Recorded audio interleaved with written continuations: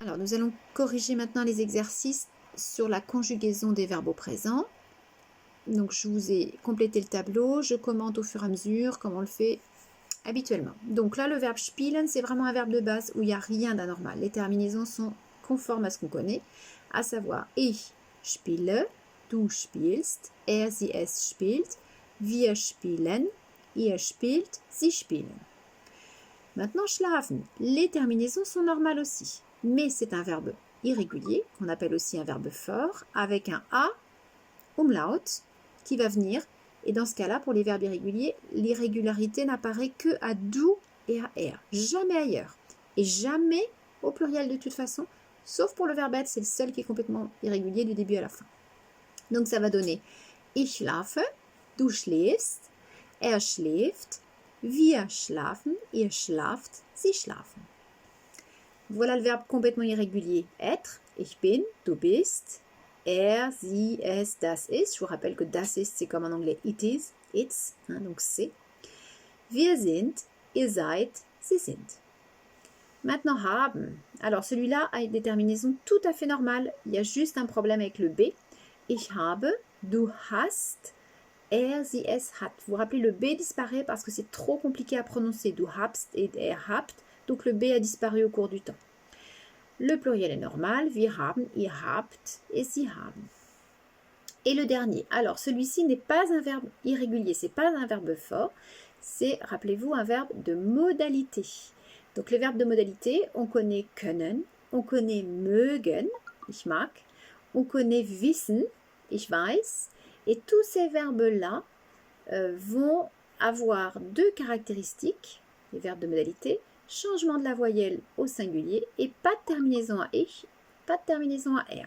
Ce qui donne ich kann, du kannst, er, sie, es kann, wir können, ihr könnt, et sie, majuscule, pour la politesse, vous, et sie pluriel, können. Une fois qu'on sait ça, hop, on va corriger notre exercice. Donc, wir spielen Karten mit Tante Elsa und du spielst Videospiele. Bon, pas de difficulté, c'est un verbe normal. Le 2, c'est par la B. Mein Bruder Tom, c'est comme si on avait er, donc er hat ein großes Auto. C. Là, on avait le verbe fahren qui se conjugue comme schlafen. Fährst du, donc umlaut, hein, fährst du mit dem Fahrrad in die Schule? Ensuite, D. Hop, le verbe können, donc verbe de modalité. Kannst du das Datum schreiben, bitte? Et le verbe essen. Tanja und Franziska, on est au pluriel. Donc essen in der Kantine am Montag und am Freitag. Encore le verbe können. Ich kann sehr gut schwimmen. Le verbe haben maintenant. Habt ihr einen Computer? Là, il nous faut bien le B puisqu'on est au pluriel. Et on répond nein. Wir haben keinen Computer. H. Herr Abalea, lesen Sie die Schülerzeitung. Lesen, c'est un verbe irrégulier, un verbe fort, mais là on est au pluriel, on a la forme de politesse, donc il est normal. Hop, pardon. Et Schülerzeitung veut dire le journal de l'école. Et il répond, ja, natürlich, ich lese die Schülerzeitung. Ich, verbe fort, irrégulier, sprechen, donc spricht sehr gut Englisch. J, ich bin, verbe irrégulier complètement sein, ich bin 23 Jahre alt und meine Freundin ist 21 Jahre alt. Voilà pour les conjugaisons. Alors maintenant, la place du verbe. Donc vous savez qu'en allemand, c'est très important, donc c'est pour ça que je vous ai refait un exercice dessus. Donc là, vous deviez former des phrases avec les éléments que je vous donnais. Donc respectez bien la deuxième place dans une phrase déclarative, deuxième place pour le verbe. Et si vous mettez quoi que ce soit en première place, le verbe restera toujours en deuxième, mais par contre, le sujet il peut passer derrière. Vous vous rappelez, hein, on avait dit qu'il était satellite du verbe, soit devant, soit derrière, mais jamais plus loin. Pour les phrases simples, on va voir à la fin de l'exercice qu'il y avait des subordonnés. Donc, pour la première phrase, ça va donner Wir gehen ins Kino. Gehen en deuxième place.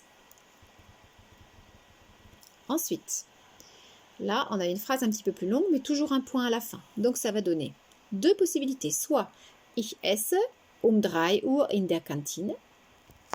Ou bien 3 Uhr, j'ai décidé de mettre le complément de temps en première place. Donc, ça veut dire que le verbe reste bien là, esse, mais ich passe derrière. 3 Uhr esse ich in der Kantine. Et on aurait même pu mettre une troisième possibilité, j'y pense maintenant. On aurait pu dire aussi ich esse in der Kantine 3 Uhr. Ça marche. Ensuite, une question. Donc, attention, vous avez revu les questions. Soit vous avez un pronom interrogatif, ce qui est le cas ici avec vous. Hop. Et du coup, vous allez commencer par lui, et verbe en deuxième place. Soit vous n'avez pas de pronom interrogatif, et dans ce cas-là, vous commencez par le verbe. Mais là, ce n'est pas le cas. Donc, ça va donner Wo warst du am Montag? Où étais-tu lundi? La phrase suivante, regardez bien la ponctuation. Là, vous avez un point d'exclamation. Donc, on est dans une phrase à l'impératif. On va donc commencer par le verbe. Ce qui va donner Spiel mit deiner Schwester. Joue avec ta sœur. La suivante, phrase simple, mais vous avez un verbe à l'infinitif, essen, et vous vous rappelez que les verbes à l'infinitif en allemand sont toujours à la fin de la phrase. Donc, ça va donner Du konntest ein Eis essen. Tu pouvais manger une glace. La phrase suivante, c'est encore une question, mais cette fois, il n'y a plus de pronom interrogatif. Donc, on va être obligé de commencer par le verbe. Ça va donner Geht er auf den Markt?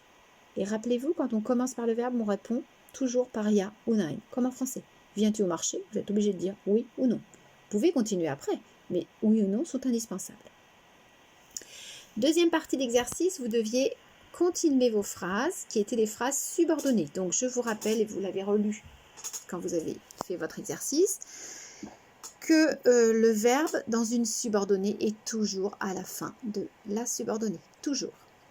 On connaît deux conjonctions de subordination pour l'instant. Das, qui veut dire que, et weil, qui veut dire parce que. On n'a rien vu d'autre et on va en voir d'autres, bien sûr, dès que possible.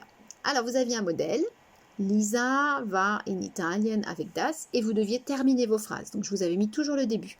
Ich habe verstanden. Ne pas oublier la virgule qui vous dit attention, attention, je rentre dans une subordonnée. Ensuite, il nous faut das et avec les éléments qui nous restaient, le verbe à la fin, Lisa in Italien va.